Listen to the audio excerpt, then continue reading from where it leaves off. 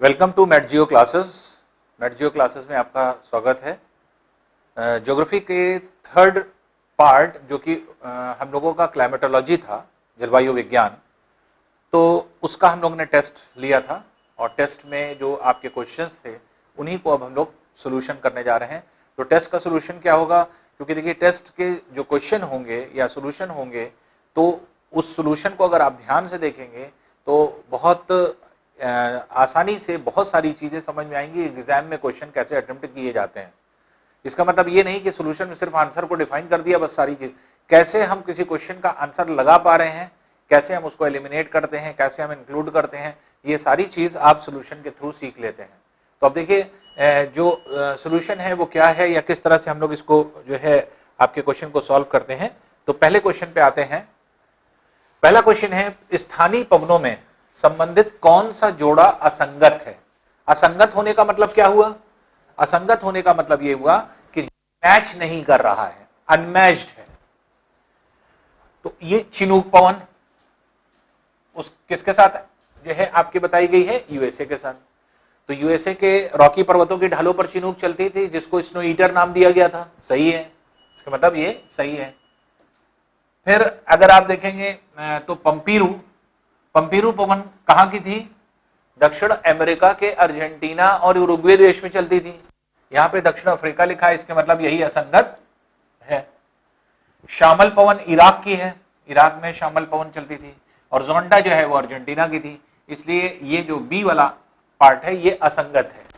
तो दक्षिण अफ्रीका की ये पवन नहीं है बल्कि दक्षिण अमेरिका की, साउथ अमेरिका की है ये। नेक्स्ट है, देखिए अफ्रीका के गिनी तट पर चलने वाली किसी स्थानीय हवा को डॉक्टर विंड के नाम से जाना जाता है। डॉक्टर पवन किसको कहा जाता था? डॉक्टर पवन हम लोग ने जैसे डिफाइन भी किया था कि जो वर्ड होता था हर्मटन, हर्मटन जो है आपके पवन होती थी जो कि एक तरह से जिसका मतलब क्या होता था कि गिनी देश की स्थानीय भाषा में जो लोकल जो वहां की लैंग्वेज है उसमें हर्मटन शब्द का मतलब होता है डॉक्टर। और डॉक्टर पवन क्यों कहा जाता था ये भी हमने आपको बताया था कि विश्व में अगर आप देखेंगे तो गिनी जो है, गिनी देश ये आपके तटीय क्षेत्र में पाया जाता है। तो तटीय क्षेत्र में स्थित ये पूरा जो भाग है आपका ये गिनी देश है और विषुवतरेखीय क्षेत्र है, इसलिए गर्म भी रहता है। आर्द्रता और तापमान की वजह से बीमारी फैलती है और बीमारी फैलती और यहां से ये सहारा मरुस्थलीय क्षेत्र है। मरुस्थलीय क्षेत्र से पवनें यहां पर आती हैं और आकर के यहाँ की आर्द्रता को, नमी को कम कर देती है, मॉइस्चर कम कर देती है। तो सहारा मरुस्थलीय क्षेत्र से जो शुष्क पवनें आती हैं उन्हीं को हर्मटन पवन कहते हैं। और ये क्योंकि शुष्क होती है, ड्राई होती है, तो यहाँ की आर्द्रता नमी अपने अंदर खींच लेती है, इसलिए यहाँ नमी कम हो जाती है। जैसे ही ह्यूमिडिटी कम होती है अपने आप बीमारी कम होने लगेगी, बीमारी भाग जाती है। तो इसलिए इसको डॉक्टर विंड के नाम से जाना गया था। तो इसलिए जो डॉक्टर विंड कहा जा रहा है तो वो किस पवन को कहेंगे? हर्मटन को। तो इसलिए इसका आंसर क्या हो जाएगा? इसका आंसर डी हो जाएगा। नेक्स्ट है, देखिए किस मेघ को तड़ित मेघ कहा जाता है? कुछ बादलों को हमने पढ़ाया था आपको, नीचे स्तर पर पाए जाने वाले बादल क्या थे? एक हुआ करता था कपासी बादल, क्यूमुलस। एक हुआ करता था जो बादल एक क्षितिज से दूसरे क्षितिज तक आपके रहते थे, तो उसमें एक था वर्षा, निम्बस, और एक था स्तरीय, स्टेटस।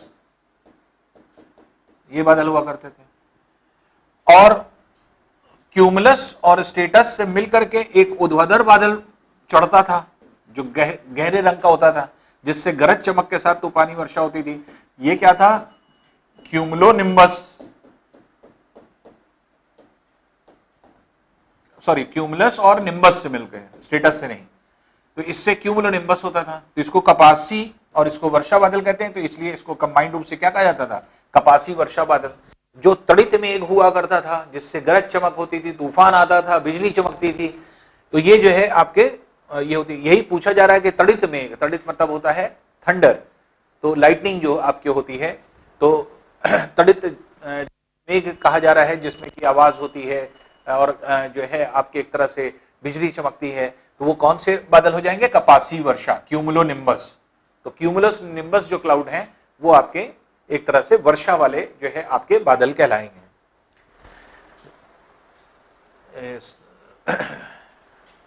कपासी मेघ जो है आपके एक तरह से कपासी वर्षा बादल, ये जो है आपके क्या कहलाएंगे, ये जो है तड़ित मेघ कहलाते हैं। नेक्स्ट आते हैं समान तापमान वाले स्थानों को मिलाने वाली रेखा कहलाती है। तो समान तापमान को मिलाने वाली रेखा को क्या कहा जाता है, जैसे आइसोबार। आइसोबार के मतलब क्या होता है, क्योंकि बैरोमीटर से जो है आपके दाब नापा जाता है, तो बार वहां से वर्ड लिया गया है। आइसो मतलब होता है सेम, तो आइसोबार मतलब क्या हो गया, आइसोबार एक तरह से वो है कि जहां पर आपके एक तरह से आप ये कह सकते हैं कि समान दाब वाला स्थान, दाब की बात होती है, जहां ताप की बात होगी वहां पे क्या होगा, तो आइसो टेम्परेचर को क्या कहते हैं, थर्मल।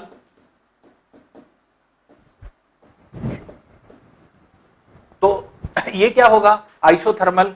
तो आइसोथर्मल मतलब आइसो मतलब हो गया समान, थर्मल मतलब होता है वो जो है आपकी ऊष्मा। तो आइसो जो है हेलाइन जो है, आइसो हेड्स जो है, तो आइसो हेलाइन क्या होता है, जो समान जो बर्फ गिरती है उसकी।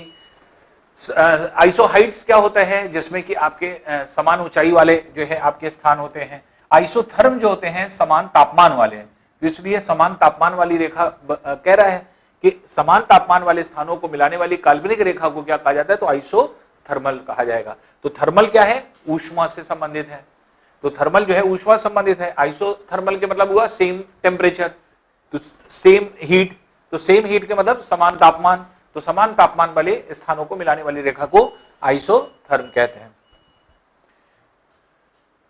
नेक्स्ट देखिए, कोरियोलिस बल उत्पन्न होता है। अब यहां पर आपको यह देखना पड़ेगा कि कोरियोलिस बल की उत्पत्ति कैसे होती है, और ये आप पढ़ भी चुके हैं। तो कोरियोलिस बल की उत्पत्ति कैसे होती है, कोरियोलिस बल कैसे उत्पन्न होता है, पृथ्वी की घूर्णन गति के कारण। जो घूर्णन गति होती है ये आपकी मूव करती है, और जिसकी वजह से आपके एक तरह से घूर्णन गति होने की वजह से जो है विपरीत दिशा में एक बल कार्य करता था, और ये क्या होता था, न्यूटन के गति के तीसरे नियम पर आधारित हमने आपको बताया था। और इस बल को सर्वप्रथम पहचानने वाले व्यक्ति कौन थे, तो ये आपके एक तरह से कोरियोलिस थे, इसको कोरियोलिस फोर्स के नाम से जाना जाता था, कोरियोलिस बल के नाम से जाना जाता था।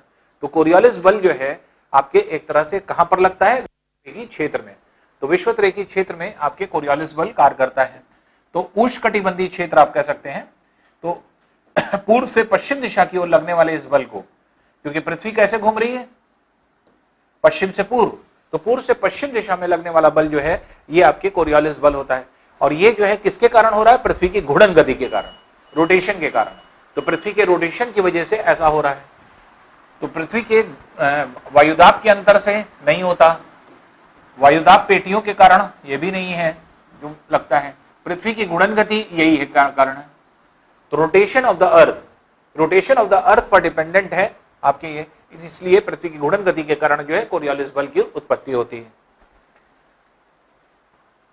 नेक्स्ट है, सूर्य से आने वाली ऊष्मा को रात्रि के समय भी संरक्षित रखती कौन सी गैस।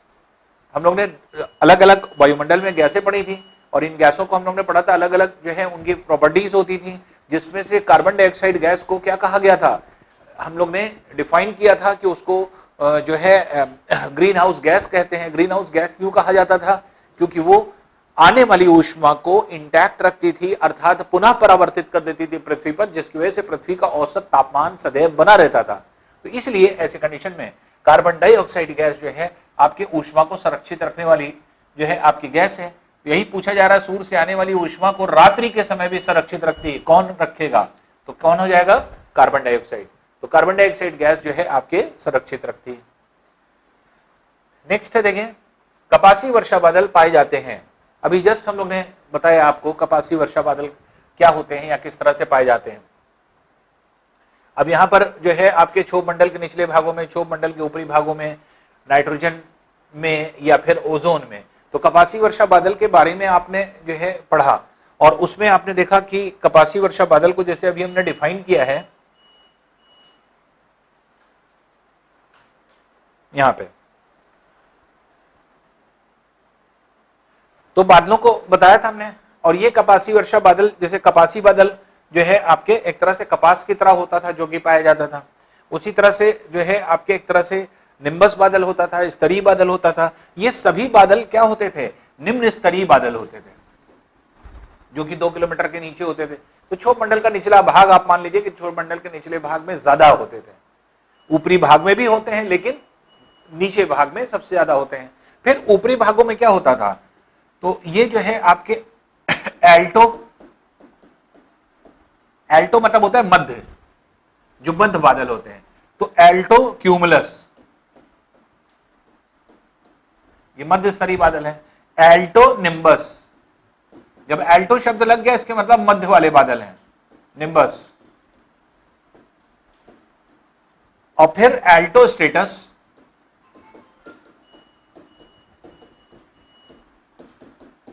तो यही बादल जो कपासी थे, वर्षा बादल थे, स्तरीय बादल थे, जब ऊपर चले जाते हैं इनके अंदर वर्षा करने की क्षमता कंपैरेटिवली बहुत कम हो जाती है। तो ऊपरी भागों में, मध्यवर्ती भागों में पाए जाने वाले बादल Alto nimbus, Alto cumulus, Alto status होते थे। और सबसे ऊपर जिसको हम लोग बोलते थे वो क्या होते थे? वो आपके साइरस क्लाउड्स होते थे, पक्षाप बादल जिनको कहा जाता है। तो साइरस क्लाउड्स होते थे जो सबसे ऊपर पाए जाते थे। तो ज्यादातर सभी बादलों की उपस्थिति कहां पाई जाती थी? क्षोभ मंडल में। क्षोभ मंडल के बाहर नहीं पाई जाती थी, क्षोभ मंडल के अंदर पाई जाती थी। और सिर्फ यही ऐसे बादल होते हैं जो कभी कभी क्षोभ मंडल छोड़ करके जो है आपके समान तापमान मंडल के निचले भाग में आपके उपस्थित होते हैं। नहीं तो मैक्सिमम जो है आपके सब निम्नवर्ती, मध्यवर्ती भाग में ही पाए जाते हैं। तो क्षोभ मंडल का जो नीचे भाग होता है वही जो है सबसे ज्यादा इफेक्टिव होता है। तो अब यहां पर यही पूछ रहा है। अब क्वेश्चन पे आते हैं, देखिए क्वेश्चन क्या कह रहा है। कपासी वर्षा बादल पाए जाते हैं। तो कपासी वर्षा बादल किस जगह पे पाए जाते हैं? तो क्षोभ मंडल के निचले भाग में कंपैरेटिवली ज्यादा पाए जाते हैं, हमने आपको बताया। ऊपरी भाग में कम पाए जाते हैं। और काली घटा वाले, क्योंकि कपासी वर्षा की बात कर रहा है, क्यूमुलोनिम्बस की, तो वो क्या होते हैं? काली घटा वाले बादल जो ऊर्ध्वाधर चढ़ते हैं, तो नीचे से ऊपर की तरफ जाते हैं। जो काली घटा वाले बादल होते हैं, गहरे बादल होते हैं, तो वो हमने आपको बताया था क्षोभ मंडल के निचले भाग में। इसलिए आंसर क्या हो जाना चाहिए? ए। तो क्षोभ मंडल के निचले भाग में आपके कंपैरेटिवली ज्यादा मिलते हैं और क्षोभ मंडल के ऊपरी भाग में कंपैरेटिवली बहुत रेयर, बहुत कम मिलते हैं। तो ऊपर के भाग में अगर क्षोभ मंडल में देखेंगे तो क्या हो जाएंगे? एल्टो वाले बादल, एल्टो स्टेटस, एल्टो जो है क्यूमुलस, एल्टो निम्बस, ये सब बादल होते हैं जो कि पाए जाते हैं। नेक्स्ट है, देखिए ऊंचाई के अनुसार निम्न में से कौन से मेघ अधिक ऊंचाई पर मिलते हैं? अभी जस्ट हम लोग ने डिस्कस किया। ये कौन से होंगे? पक्षाप बादल, साइरस क्लाउड। साइरस क्लाउड जो होते हैं सबसे ऊंचे पाए जाते हैं। और यही पूछ रहा है कि ऊंचाई के अनुसार निम्न में से कौन से सबसे ऊंचे मेघ होते हैं? तो साइरस क्लाउड्स होते हैं, इसलिए ए वाला आंसर हो जाएगा, पक्षाप बादल। तो जिसमें से कपासी मेघ वही है। फिर उच्च स्तरीय जो है आपके मेघ, तो स्टेटस, जो एल्टो स्टेटस होते हैं। फिर स्तरीय मेघ जो होते हैं आपके, जिनको कहा जाता है स्टेटस, तो ये एल्टो स्टेटस है, ये स्टेटस है जो आपके बादल होते हैं। तो पक्षाप बादल जो है सबसे ऊपर पाए जाते हैं, तो सर्वाधिक ऊंचाई पर। 9th देखिए, सुमेलित कीजिए। अब यहां पर अलग अलग चीजें दी गई हैं और उसी को हम लोगों को जो है आपके डिफाइन करना है। जैसे डोलड्रम, डोलड्रम आपने क्या पढ़ा था? शांत मेखला। तो शांत मेखला की बात है। तो यहां पर क्या है कि शांत मेखला या साइलेंट बेल्ट कहां बनती थी? विषुवत रेखीय क्षेत्र में। तो डोलड्रम कहां पे रहेगा? शांत मेखला या इससे मैच करेगा, साइलेंट बेल्ट से। अश्व अक्षांश, अश्व अक्षांश किसको कहा जाता था? उपोष्ण कटिबंधीय उच्च वायुदाब पेटी। तो ये ट्रॉपिकल बेल्ट होती थी जो कि यहां पर पाई जाती थी। तो विषुवत रेखीय क्षेत्र में यहां पर होता था क्या? यहां पे होता था आपके विषुवत रेखीय क्षेत्र में, ये होता था आपका ये डोलड्रम। ये डोलड्रम की स्थिति थी।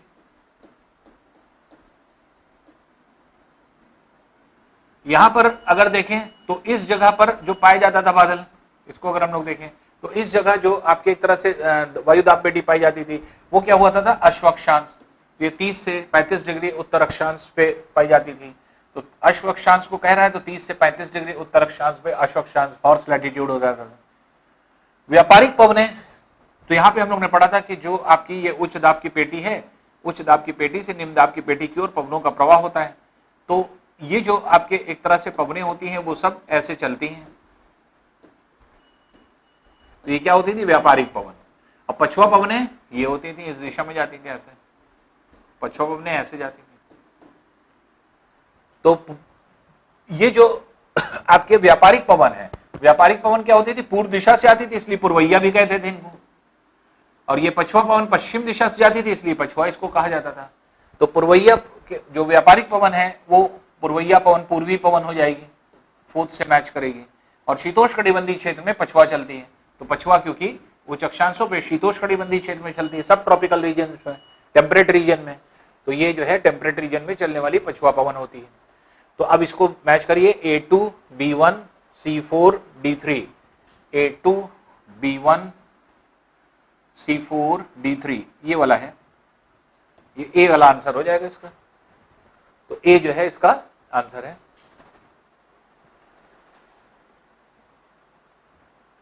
नेक्स्ट है, देखिए फिर मैच द फॉलोइंग है। यहां पे पवने दिया हुआ है और जो है आपके यहां पर दिया है जो आपके देश हैं उनको दिया गया है। तो फयान पवन जैसे दिया है, काराबुरान दिया है, ब्रिक फील्डर, ये ब्रिक फील्डर है, ब्रिक फील्डर, नॉर्वेस्टर। तो अब इसमें से क्या है, फयान पवन। तो फयान पवन कहाँ चलती थी, ये होती थी स्विट्जरलैंड में, जिसको जलवायु का स्वर्ग कहते थे, क्लाइमेटिक ओएसिस। तो ये फयान थी जो कि आपके चला करती थी, तो ये आपके फयान हो जाएगी, जो कि जो है किससे मैच करेगी, स्विट्जरलैंड से। फिर इसी तरह से जो है आपके काराबुरान, काराबुरान जो है वो चीन में चलती थी, चीन में चलने वाली पवन। फिर ब्रिक फील्डर जिसको कहा जा रहा है, तो ब्रिक फील्डर कहाँ चलती थी, ऑस्ट्रेलिया में, ऑस्ट्रेलिया की ब्रिक फील्डर है। और नॉर्वेस्टर कहाँ चलती थी, नॉर्वेस्टर न्यूजीलैंड में, तो इसलिए न्यूजीलैंड की नॉर्वेस्टर हो गई। अब इसमें देख लीजिए मैच करके, A4 B2 C1 D3, A4 B2 C1 ये वाला है, ये हो गया। तो इसके मतलब सी वाला आंसर हो जाएगा, A4 B2 C1 D3। तो ये जो है आपके मैच कर रहा है, तो इसलिए इसका आंसर क्या होगा, सी वाला इसका आंसर हो जाएगा। नेक्स्ट है देखें, फिर देखिए मैच द फॉलोइंग है। क्षोभ मंडल है, समताप मंडल, आयन मंडल, वायुमंडल, सब मंडलों की विशेषताएं। तो विशेषताएं आप जानते ही हैं। तो जैसे क्षोभ मंडल, क्षोभ मंडल की विशेषता क्या है, ये सबसे सघन मंडल है, डेंस है सबसे ज्यादा। जितना पृथ्वी के नजदीक कोई भी चीज है तो वायु उतनी सघन होती है, सबसे ज्यादा डेंस मंडल यही कहलाता है, सघन मंडल हो गया। समताप मंडल, तो यहाँ पर क्या है कि समताप मंडल जो आपके होता है उसके ऊपरी भागों में ओजोन परत है, इससे मैच कर रहा है। आयन मंडल को चुंबकत्व मंडल भी कहते हैं, मैग्नेटोस्फीयर कहा जाता है, ये भी पढ़ा है आपने। और वाह्य मंडल सबसे विरल मंडल है, एक्सोस्फीयर जो है वो सबसे रेयरेस्ट है, विरल है। तो इसलिए क्षोभ मंडल जो आपका है, ट्रोपोस्फीयर, वो सघन मंडल है, डेंस जो है, डेंसेस्ट जो है आपके एक तरह से पार्ट है। उसी तरह से समताप मंडल के ऊपरी भागों में ओजोन परत है, तो ओजोन परत जो है आपके संबंधित है समताप मंडल में, और आयन मंडल से संबंधित है चुंबकत्व। तो अब A2 B3 C1, A2 B3 C1 D4, यही हो जाएगा सी वाला। तो 11th का सी जो है आपके आंसर हो गया। नेक्स्ट है देखिए, कौन गैस ओजोन परत को क्षति नहीं पहुंचाती है, CFC, क्लोरीन, हेलोजन गैसें या फिर नाइट्रिक ऑक्साइड। देखिए आपको हमने बताया था कि क्लोरीन तो सबसे ज्यादा पहुंचाती है।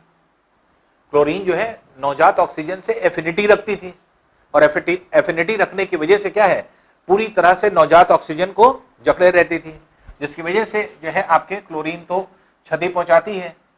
क्लोरीन का जो कैरियर है वो क्या है, CFC, क्योंकि क्लोरीन ऊपर कैसे पहुंचती है, CFC के फॉर्म में, क्लोरोफ्लोरोकार्बन के फॉर्म में, इसलिए इसी की वजह से क्लोरीन ऊपर पहुंच रही है, क्लोरीनोफ्लोरीन, और जो आपके नष्ट कर रही है। हेलोजन गैसें हमने आपको बताया था, क्लोरीन की जितनी फैमिली होती है, इवन क्लोरीन भी हेलोजन गैसों में आती है। हेलोजन गैसें क्लोरीन, फ्लोरीन, ब्रोमीन, आयोडीन, ये सब आती हैं, ये सब वही काम करती हैं क्योंकि नवजात ऑक्सीजन से एफिनिटी होती है।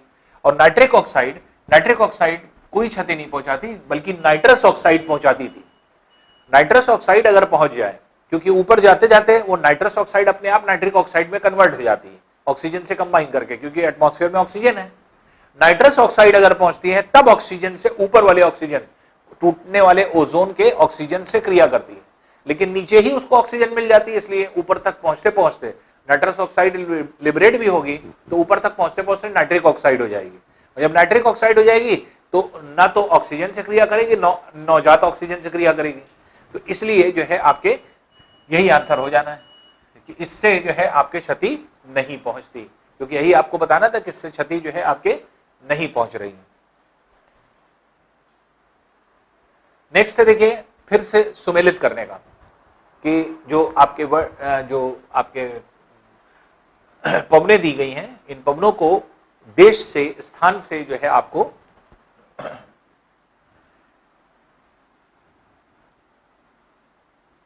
इसको सुमेलित करना है। जैसे हबूब पवन कहां थी? सूडान में, अफ्रीका के। तो अफ्रीका के सूडान देश में चलती थी हबूब पवन। शामल जो है इराक में चलती थी, हबूब जो है वहां पे जो है आपकी चलती थी सूडान में। सिमूम जो थी वो कुर्दिस्तान में। कुर्दिस्तान कहाँ था? इराक और ईरान सीमा पे। तो इराक ईरान सीमा पे कुर्दिस्तान में जो है आपके सिमूम पवन थी, और शामल पवन जो थी वो इराक में थी। काराबुरान पवन ये तारिम बेसिन में। तारिम बेसिन कहाँ है? चाइना में। तो चाइना के ऊपरी भाग में वहां पे तारिम बेसिन है, और चाइना में ही काराबुरान चलती है, तो काराबुरान तारिम बेसिन में चलती थी। और बोरा पवन कहाँ चलती थी? बोरा पवन प्राचीन यूगोस्लाविया में। जब यूगोस्लाविया था तो जो है आपके ये यूगोस्लाविया जब था उस टाइम यूगोस्लाविया में चलते थे। अब यूगोस्लाविया टूट करके क्योंकि छोटे छोटे देशों में कन्वर्ट हो गया, तो जैसे आपका जो यूगोस्लाविया था यही ब्रेक करके आपके कन्वर्जन हुआ। जैसे आपके स्लोवेनिया है जिसमें आपके ये कन्वर्ट हुआ, जॉर्जिया में कन्वर्ट हुआ, तो ये सब जो है आपके देश बन गए छोटे छोटे। यूगोस्लाविया अब रहा नहीं, लेकिन पूरे यूगोस्लाविया का रीजन जो था वहां पे बोरा पवन चलती है। तो A4D3C2D1, A4B3C2D1 ये वाला हो जाएगा, ये बी वाला आंसर हो जाएगा। तो A4B3C2D1 ये जो है आपके आंसर हुआ।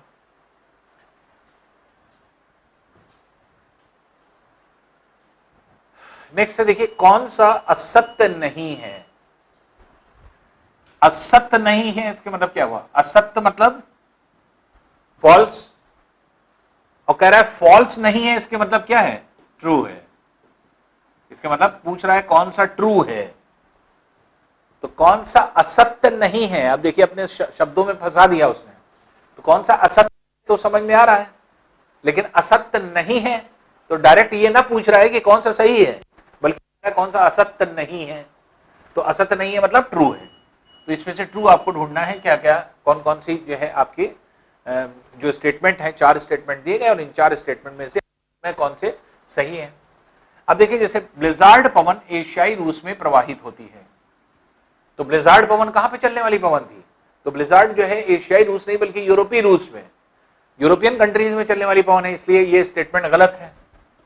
तो एशियाई रूस नहीं बल्कि यूरोपियन कंट्रीज में चलने वाली ब्लिजार्ड तूफान होता था जो आपके चला करता था, तो इसलिए जो है आपके पहला जो है स्टेटमेंट गलत है। फुयान को हिमभक्षी पवन कहते हैं। तो हिमभक्षी फुयान को नहीं कहते थे।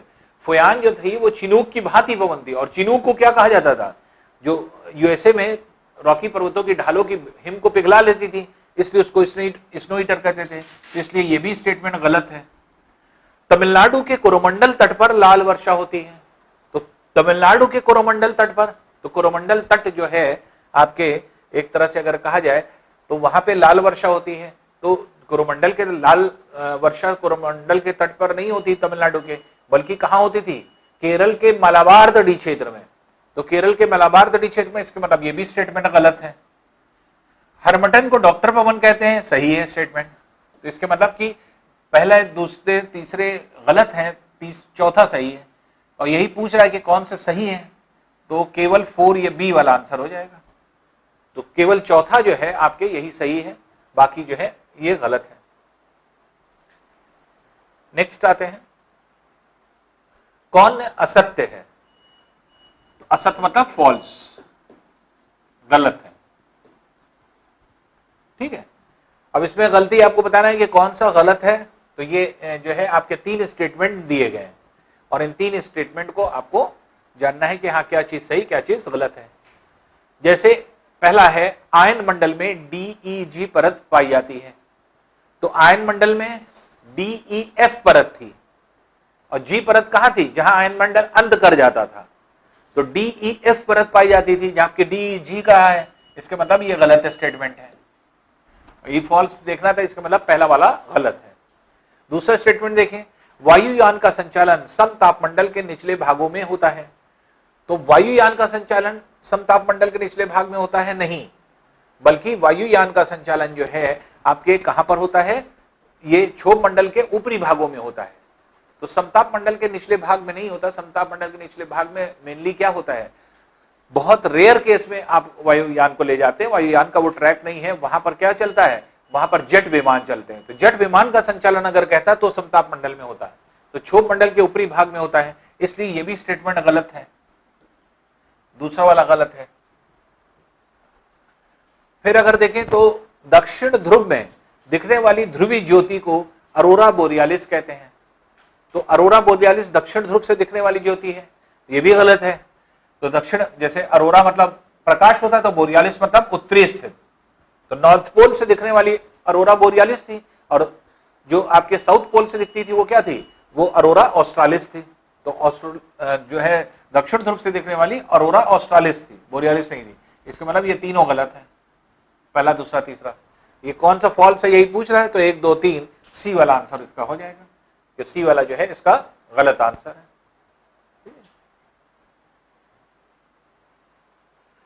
फिर देखिए सुमेलित करने के क्वेश्चन है कि सुमेलित कीजिए, तो अब इसमें क्या है, डोलड्रम दिया है, अश्वक्षांश दिया है, वाताग्र दिया है और दहाड़ती चालिसा। डोलड्रम आपको पता है विषुवत-रेखीय क्षेत्र में 5 डिग्री उत्तर से 5 डिग्री दक्षिण अक्षांश के मध्य, अश्वक्षांश 30 से 35 डिग्री उत्तर अक्षांश को कहा जाता था।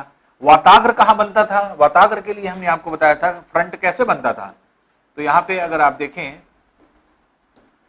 तो ये पूर्वैया पवन होती थी, ये होती थी पछुआ और ये होती थी ध्रुवी, तो ध्रुवी पवन और पछुआ पवन जो मिलती थी गर्म और ठंडी, यहीं पर वाताग्र बनता था शीतोष्णकटिबंधीय क्षेत्र में, तो शीतोष्णकटिबंधीय जो है आपके क्षेत्र में बनता था, तो कहां पे बनेगा, 65 से 70 डिग्री अक्षांश पे, 65-70, तो वाताग्र 65 से 70 डिग्री अक्षांश बनता है।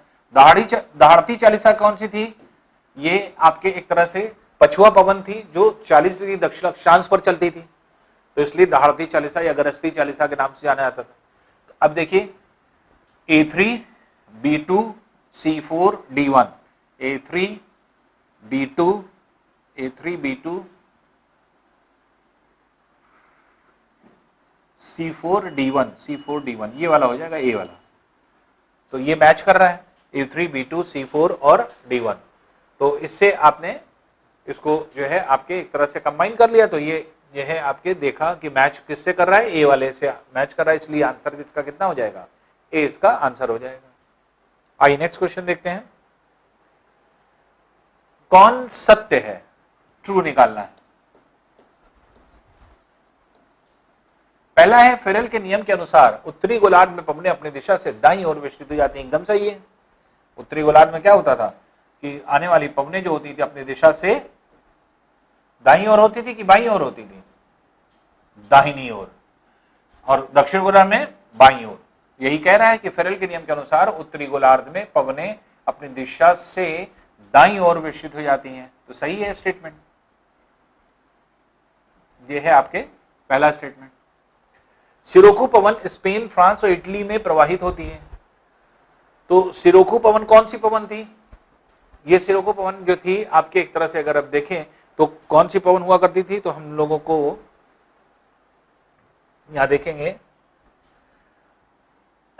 अब सहारा मरुस्थलीय क्षेत्र से चल करके आपके लाल वर्षा करने वाली इटली देश में पहुंचने वाली, तो यहां पर स्पेन होता था, फ्रांस होता था और इटली होता था, तो स्पेन फ्रांस इटली देश में ही कह रहा है, तो स्पेन फ्रांस इटली देश में चलने वाली ये पवन जो है आपके हुआ करती थी। तो इसमें अगर आप देखें तो ये कह रहा है कि स्पेन फ्रांस इटली देश में जो है आपके चला करती थी, तो ठीक है। खमसिन पवन मिस्र में प्रवाहित होने वाली, मिस्र की पवन है खमसिन पवन, जिसको मस्त मौला पवन भी कहा जाता था, ये है। और ब्रिक फील्डर ऑस्ट्रेलिया में प्रवाहित होती है, ये भी सही है। चारों जो है आपके सही है, इसलिए क्या हो जाएगा, डी वाला ऑप्शन हो जाएगा, उपरोक्त सभी सही है। नेक्स्ट देखिए, सुमेलित कीजिए सूची 1, सूची 2। बादल है, ओजोन परत है, नीले रंग का आकाश है, उल्कापिंड का चमकना है। किस मंडल में क्या क्या प्रमुख चीज होती है, यही आपको देखना है। तो बादलों का निर्माण, बादल कहां पे अधिकांशता पाए जाते हैं? क्षोभ मंडल में।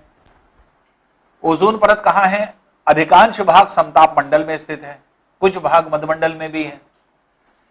नीले रंग का आकाश किसके कारण बनता था? हमने आपको बताया था कि प्रकीर्ण की प्रक्रिया, स्कैटरिंग की वजह से। और स्कैटरिंग कहां होती थी? आवेशों की उपस्थिति होने की वजह से आयन मंडल में, तो आयन मंडल में होती थी। और उल्का पिंड का चमकना, उल्का पिंड कहां पर जो है आपके चमकता था? मध्यमंडल में।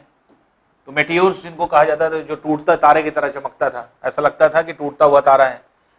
तो A2 B4 C3 D1, A2 B4 A2 B4 C3 A2 B4 C3 D1, ये हो गया सी वाला। तो A2 B4 C3 D1 ये आपका आंसर हो जाएगा, जो कि आपके सुमेलित करने पर आंसर आएगा।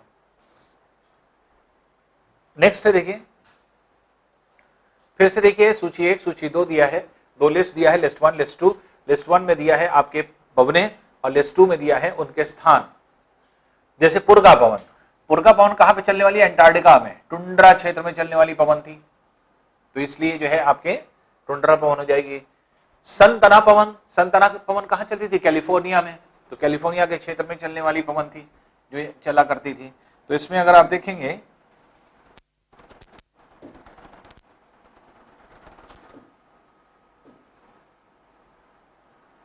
ये जो आपके कैलिफोर्निया का क्षेत्र है, यहां पे सनतना चलती थी, सनतना पवन आपके ये इस जगह पर चलती थी।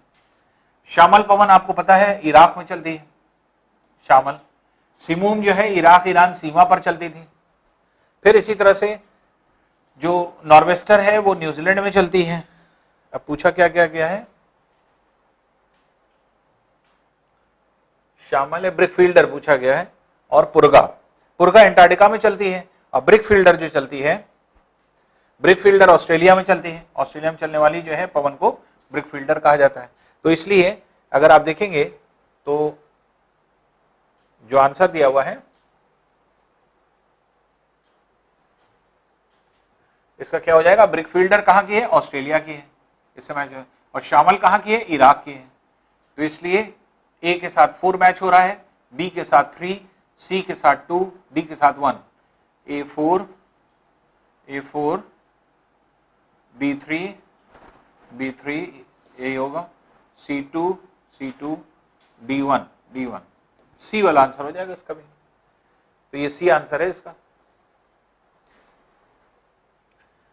नेक्स्ट देखिए, सुमेलित कीजिए। फिर सूची 1, सूची 2 दिया हुआ है। अब यहां पर जो है पवनें दी हुई हैं, कौन कौन सी पवन कहां पर चलती है, और दूसरी तरफ उसके स्थान दिए हुए हैं आपके, या फिर किसी पवन या फिर उसकी विशेषता के बारे में बताया गया है। जैसे हिमभक्षी पवन किसको कहा जाता है? Snow eater. तो स्नो ईटर किसको कहा जाता था?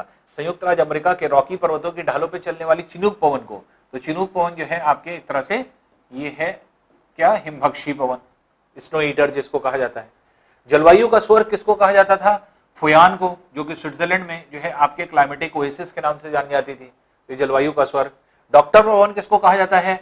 जो डॉक्टरों का काम करती थी, हरमडन पवन, जो कि गिनी के तटीय क्षेत्र में चलती थी, जो कि आपके तटीय क्षेत्र में आती थी। कहां से आती थी? सहारा मरुस्थलीय क्षेत्र से शुष्क होती थी, और क्योंकि ये तटीय क्षेत्र था इसलिए आर्द्रता युक्त होता था। आर्द्रता की वजह से बीमारी होती थी, तापमान और आर्द्रता की वजह से। तो जब हरमडन आती थी तो ये मरुस्थलीय क्षेत्र से शुष्क पवन है, तो यहाँ की गिनी देश की आर्द्रता को अपने अंदर ग्रहण कर लेती थी, और आर्द्रता ग्रहण करने की वजह से वहां की बीमारी अपने आप दूर होने लगती थी, इसीलिए इसको डॉक्टर पवन कहा गया। मस्त मौला पवन किसको कहा जा रहा है? खमसिन पवन, खमसिन पवन को। और खूनी अथवा रुधिर वर्षा सिरोको पवन के कारण होती है। तो सिरोको पवन जो कि आपके सारा मरुस्थलीय क्षेत्र से ऊपर की ओर चलती है, यूरोप की ओर, भूमध्य सागर से आर्द्रता लेती है और फिर इटली, स्पेन और फ्रांस देश में जाती है, जो कि इटली में क्या करती थी? खूनी वर्षा या रुधिर वर्षा या जो है ब्लड रेन के नाम से जानी जाती थी, रेड रेन भी कहा जाता है। अब इसी को मैच कर लीजिए, A2B1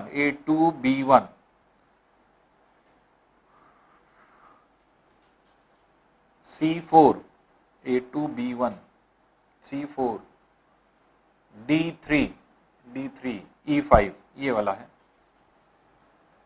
A2 B1 C4 D3 E5, ए वाला ऑप्शन हो जाएगा। तो ए वाला इसका आंसर होगा। नेक्स्ट देखिए अरोरा बोरियालिस। अरोरा बोरियालिस जो है आपके क्या है, ध्रुवी ज्योति का नाम है, पोलर लाइट। तो ये ध्रुवी ज्योति है जो कि इससे मैं जेट विमानों का संचालन कहाँ होता है, क्षोभ मंडल में या समताप मंडल में, तो समताप मंडल में होता है, तो इसलिए समताप मंडल हो जाएगा। ऊष्मा मंडल में, ऊष्मा मंडल जो है ये क्या है, आयन मंडल को कहा जाता है। और ताप व्युत्क्रम, ताप व्युत्क्रम क्या है, इसको इंग्लिश में बोलते हैं inversion of temperature, inversion of temperature. आपने पढ़ा था कि पहला मंडल जो क्षोभ मंडल था, इसमें ऊपर के जाने पर एक समान ह्रास दर थी, नॉर्मल लैप्स रेट आपने पढ़ा था, वो क्या थी, प्रति 165 मीटर 1 डिग्री सेल्सियस की दर से तापमान में कमी आती थी, या प्रति 6.4 डिग्री सेल्सियस तापमान चेंज होता था 1 किलोमीटर पे।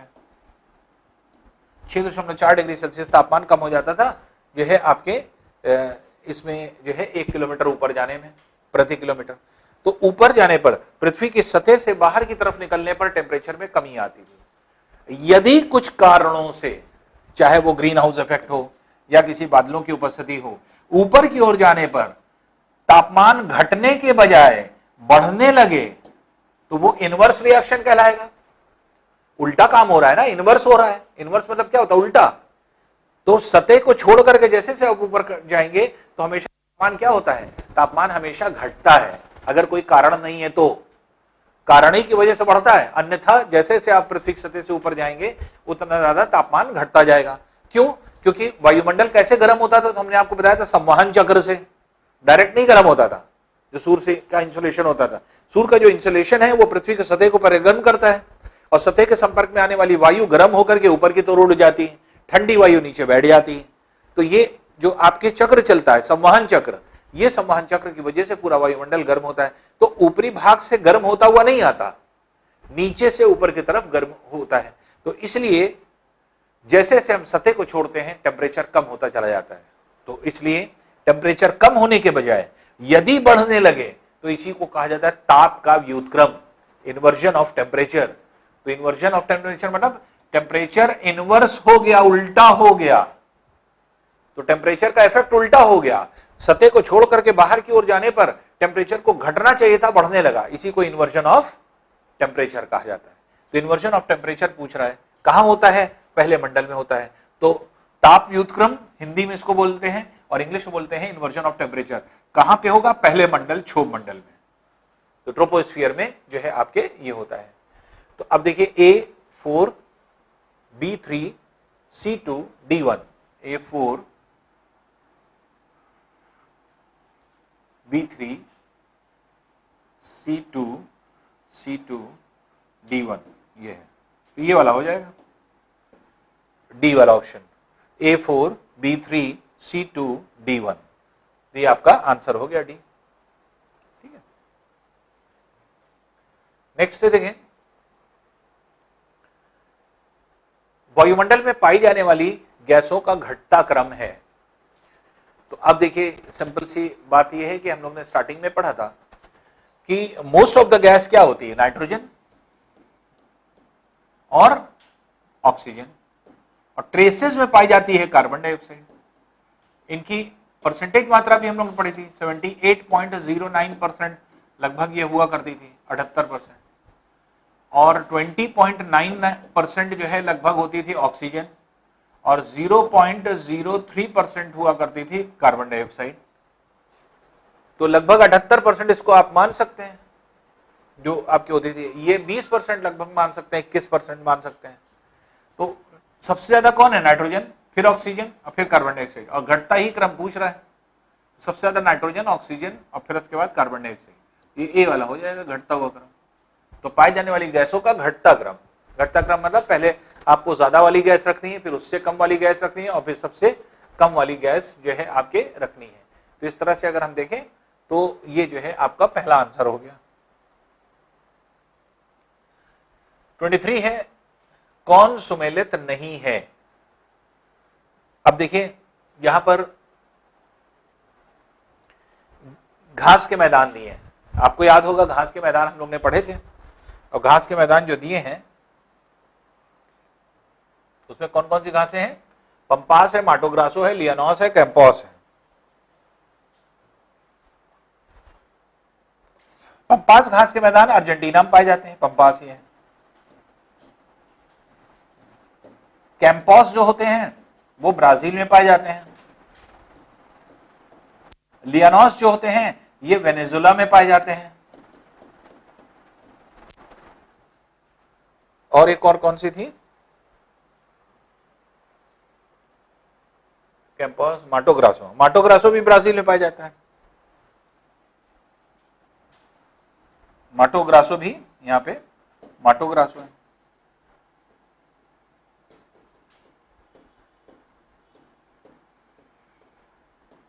माटोग्रासो भी यहां पे पाया जाता है। तो कैंपोस और माटोग्रासो दोनों ब्राजील में है, पंपास अर्जेंटीना में है, और लियानोस जो है आपके वेनेजुला देश में है। अब इसमें देखिए क्या पूछ रहा है, कौन सुमेलित नहीं है? तो पंपास अर्जेंटीना में है, सही है। माटोग्रासो ब्राजील में है, ये भी सही है। कैंपोस उरुग्वे में है, गलत है, क्योंकि उरुग्वे में नहीं बल्कि कहां है? ब्राजील में, ये ब्राजील में है। और लियानोस वेनेजुला में है, ये सही है। तो कैंपोस घास के मैदान कहां पे पाए जाएंगे? ये आपके ब्राजील देश में है, उरुग्वे में नहीं है। तो इसलिए सी वाला जो है आपका सुमेलित नहीं है, तो सी इसका आंसर हो जाएगा। ठीक है।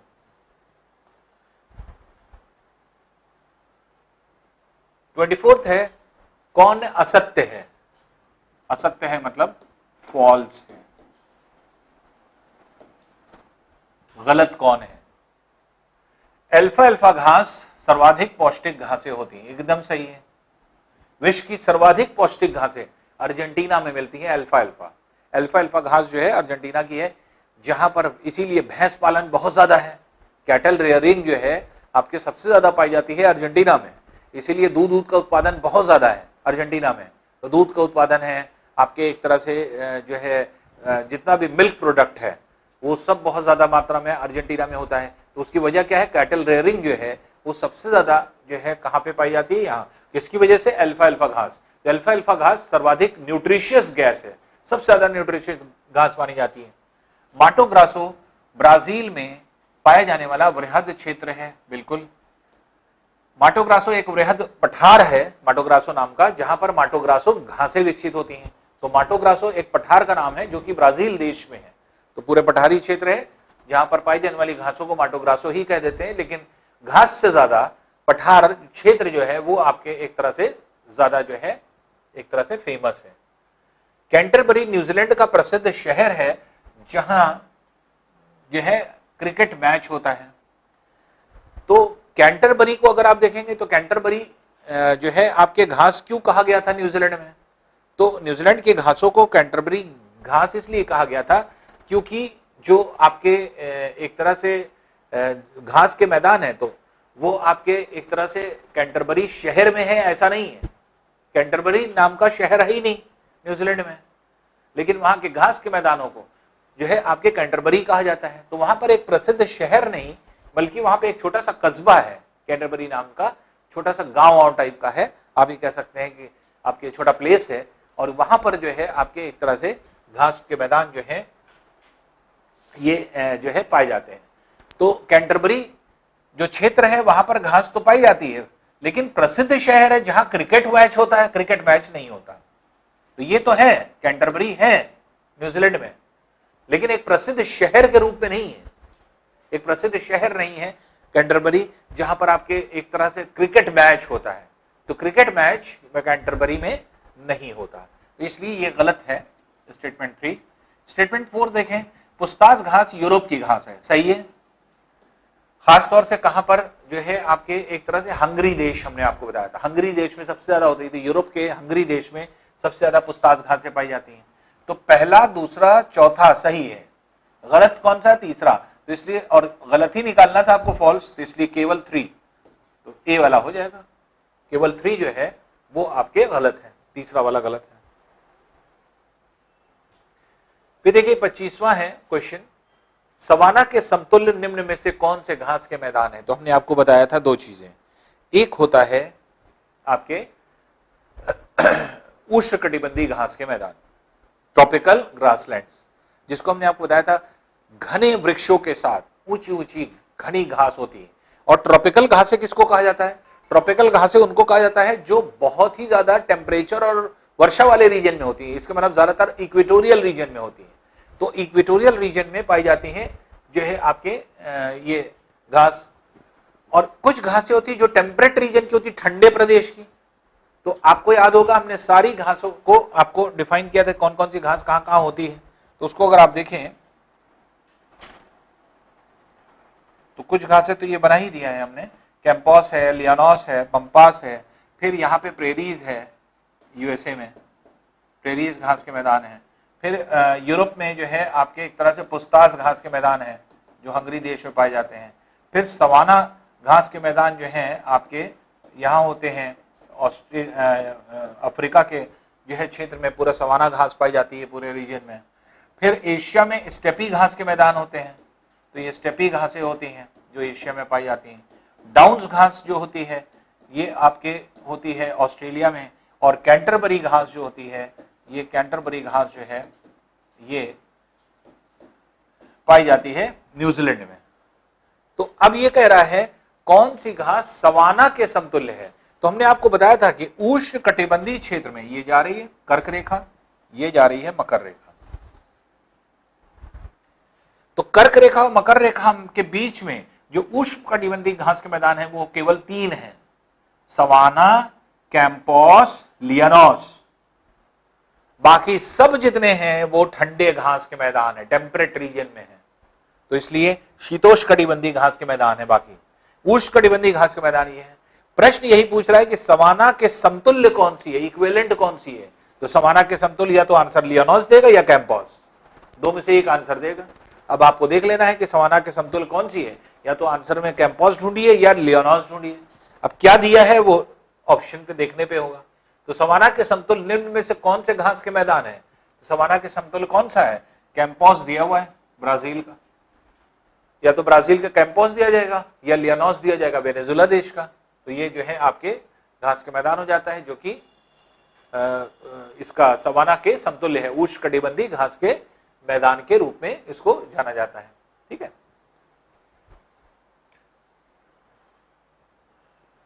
किस जलवायु को उप मानसूनी जलवायु के नाम से जाना जाता है?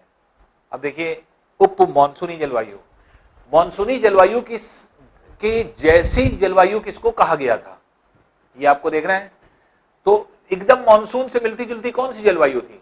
तो हमने आपको बताया था जो डायग्राम था, डायग्राम को अगर आप ध्यान रखें तो विषुवतरेखीय क्षेत्र में ये पहली जलवायु थी, विषुवतरेखीय जलवायु। फिर किसी भी जो है आपके उष्णकटिबंधीय क्षेत्र में ये 10 से 30 डिग्री अक्षांशों के बीच में पूर्वी स्थित स्थान और पश्चिमी स्थित स्थान और मध्यवर्ती स्थान पर, दूसरे स्थान पर ये थी मानसूनी जलवायु, तीसरे स्थान पर सवाना जलवायु, चौथे स्थान पर जो है उष्णकटिबंधीय मरुस्थलीय जलवायु। तो ये आपके जलवायु हुआ करती थी। फिर इसके ऊपर 30 से 45 डिग्री तक यहां पर फिर 3 हिस्सा ये बढ़ जाता था, तो ये आपकी हो जाती थी 5वीं चीन तुल्य जलवायु। फिर छठी जो आपकी हो जाती थी ये आपके एक तरह से ये हो जाती थी स्टेपी जलवायु, और फिर यहां पर हो जाती थी भूमध्य सागरीय जलवायु 7। तो यहां पर थी मानसूनी जलवायु, इसके जस्ट ऊपर चीन तुल्य जलवायु थी, और चीन तुल्य जलवायु में सबसे ज्यादा समानता पाई जाती थी। तो हमने आपको बताया था सिर्फ ये उच्च अक्षांश पे इसलिए टेम्परेचर कम होता है, बाकी सारी चीज इसी तरह से मानसूनी जलवायु के साथ होती है। जो हम लोगों को क्या होता है कि एक विशेषकर समय में यहाँ पे बारिश होती है, बरसात का मौसम होता है, बारिश आती है जो आपके एक तरह से ये सी से या फिर ओशन से पवने आती है आर्द्रतायुक्त, वर्षा करके चली जाती है। जैसे हम लोगों को क्या मानसून आता है, फिर मानसून पवने जो है वर्षा करके चली जाती हैं। तो इस तरह से अगर हम देखें तो मानसूनी जलवायु के समतुल्य कौन सी जलवायु थी? चीन तुल्य, तो जो उसी के जो है आपके बराबर लगभग मानी जाती थी। इसीलिए चीन तुल्य जलवायु को क्या कहा जाता है? उप मानसूनी जलवायु, सब मानसून क्लाइमेट। तो सब मानसून क्लाइमेट जो है उप मानसूनी जलवायु किसको कहा जाता है? तो आपके डी, चीन तुल्य जलवायु को कहा जाता है, क्योंकि मानसूनी जलवायु के समतुल्य होती है ये। तो ये आपका आंसर हो जाएगा डी वाला। 27 है, पछुआ पवन के द्वारा किस जलवायु में सर्वाधिक वर्षा होती है? सबसे ज्यादा वर्षा किस में होती थी, ये हम लोग देख लें।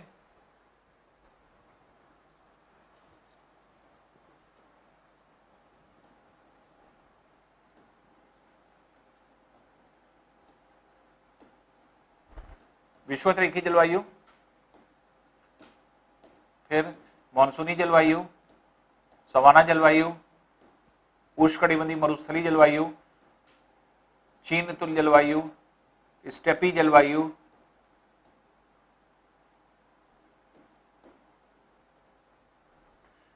भूमध्य सागरीय जलवायु, मेडिटेरेनियन टाइप ऑफ क्लाइमेट। आपको याद है कि जो अर्थ है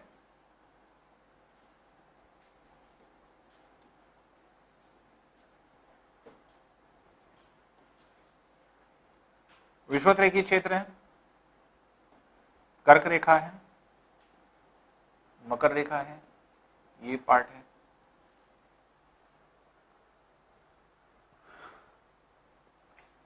ये पूर्वैया पवनें होती थी जो इस तरफ चलती थी। अब पछुआ पवनें यहां पर उच्च अक्षांशों, उच्च अक्षांशों मतलब यहां पे, ये पछुआ पवन का क्षेत्र है, ये पूर्वैया का क्षेत्र है। तो पूर्वैया कहां पे होगी? दूसरे, तीसरी, चौथी जलवायु में। इसके मतलब मानसूनी जलवायु में, सवाना जलवायु में और उष्णकटिबंधीय मरुस्थलीय जलवायु, यहां पे आपके पूर्वैया पवनें होंगी। लेकिन पछुआ पवनों के द्वारा समुद्र से जो आर्द्रता जाती है, उसी वजह से भूमध्य सागरीय क्षेत्र में सबसे ज्यादा वर्षा हुआ करती थी। तो भूमध्य सागरीय और इसके जस्ट ऊपर क्या है? पश्चिमी यूरोपीय तुल्य जलवायु। हमने आपको बताया था ये दोनों जलवायु ऐसी हैं जो अन्य सभी जलवायु से भिन्न कैसे थी? अन्य सभी जलवायु में ग्रीष्म ऋतु में ज्यादा वर्षा होती है, शीत ऋतु शुष्क होती है। उल्टा इसमें होता है, शीत ऋतु में ज्यादा वर्षा होती है, ग्रीष्म ऋतु शुष्क होती है। और ये जो है अधिकांश वर्षा भूमध्य सागरीय क्षेत्र में किसकी वजह से होती थी? पछुआ पवन के कारण। तो इसलिए भूमध्य सागरीय जलवायु जो है ये आपके एक तरह से सर्वाधिक वर्षा पछुआ पवन के द्वारा होती है। तो सी वाला इसका आंसर हो जाएगा। तो सी आंसर है जो कि इसका बनेगा। नेक्स्ट है, बी परत किसे कहा जाता है? वायुमंडल में जब आप देख रहे थे, क्षोभ मंडल पहला है,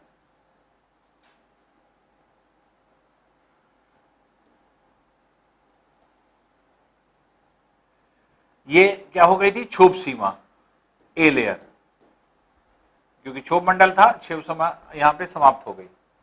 तो ट्रोपोपॉज, ट्रोपोस्फियर था, ट्रोपोपॉज, पॉज मतलब हमने आपको बताया था। फिर ये क्या था?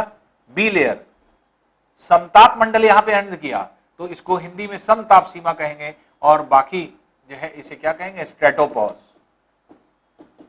स्ट्रेटोपॉज, पॉज मतलब हो ना रुकना, तो इसलिए जो स्ट्रेटोस्फियर था ये यहां पे आके खत्म हो गया, रुक गया। अब दूसरा मंडल यहां से शुरू होगा। तो बी परत किसको रिप्रेजेंट कर रही थी? समताप सीमा को।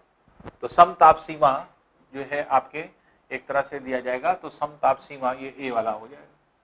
तो 28 का ए, ये बी जो है आपके आंसर हो जाएगा। 28 का ए वाला बी लेयर पूछा जा रहा था। फिर नेक्स्ट है 29, निम्न में से कौन सा मंडल, सब मंडल होमोस्फीयर के अंतर्गत सम्मिलित नहीं होता? तो हमने आपको कौन सम्मिलित नहीं होता, हमने आपको बताया था कि शुरू के 3 मंडल ऐसे हैं जिनमें समानताएं होती हैं। तो ये क्या कहलाते हैं? होमोस्फीयर, सममंडल। कौन कौन से? क्षोभ मंडल, ट्रोपोस्फियर, स्ट्रेटोस्फियर, समताप मंडल, मध्य मंडल, मीजोस्फीयर, ये सब मंडल है। बाकी ऊपर 2 मंडल बचे, ये क्या है? हेट्रोस्फीयर, विषम मंडल। ये बताया था हमने, जिसमें पाई जाने वाली जो क्वालिटीज हैं वो बिल्कुल डिफरेंट है। एक अलग सी क्वालिटी जो यहाँ पर मौजूद नहीं है। तो इसलिए जो है आपके चाहे वो आयन मंडल हो और चाहे वाह्य मंडल हो, ये दोनों क्या है, विषम मंडल। अब यही कह रहा है कि होमोस्फीयर में सममंडल के अंतर्गत कौन सम्मिलित नहीं होता। तो सम्मिलित कौन कौन हो रहा है, ये। तो ट्रोपोस्फीयर, स्ट्रेटोस्फीयर, मीजोस्फीयर, क्षोभ मंडल, समताप मंडल, मध्यमंडल। तो क्षोभ मंडल जो है आपके हो रहा है, समताप मंडल भी हो रहा है, मध्यमंडल भी हो रहा है। कौन नहीं हो रहा है, आयन मंडल नहीं हो रहा है। इसलिए आंसर क्या हो जाएगा, बी। आयन मंडल क्या है, हेट्रोस्फीयर हो जाता है और ये हेट्रोस्फीयर के रूप में जाना जाता है। तो ये जो है आपके क्या हो गया, आयन मंडल के नाम से इसको जाना गया। तो आयन मंडल जो है आपके ये है, आयन मंडल जो है ये हेट्रोस्फीयर के अंदर आएगा। तो होमोस्फीयर का पार्ट नहीं है, होमोस्फीयर के पार्ट 3 है सिर्फ। तो ये आपके सी वाला, बी वाला इसका आंसर हो जाएगा, आयन मंडल।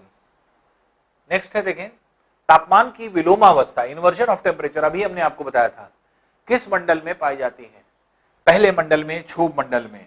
ट्रोपोस्फीयर में हमने अभी आपको बताया था कि जो आपके एक तरह से तापमान है, पृथ्वी की सतह को छोड़ने पर तापमान घटने लगता है, ये होता है। लेकिन घटने के बजाय अगर बढ़ने लगे, घटने के बजाय अगर बढ़ने लगे तो इसी को क्या कहेंगे, इन्वर्जन ऑफ टेम्परेचर।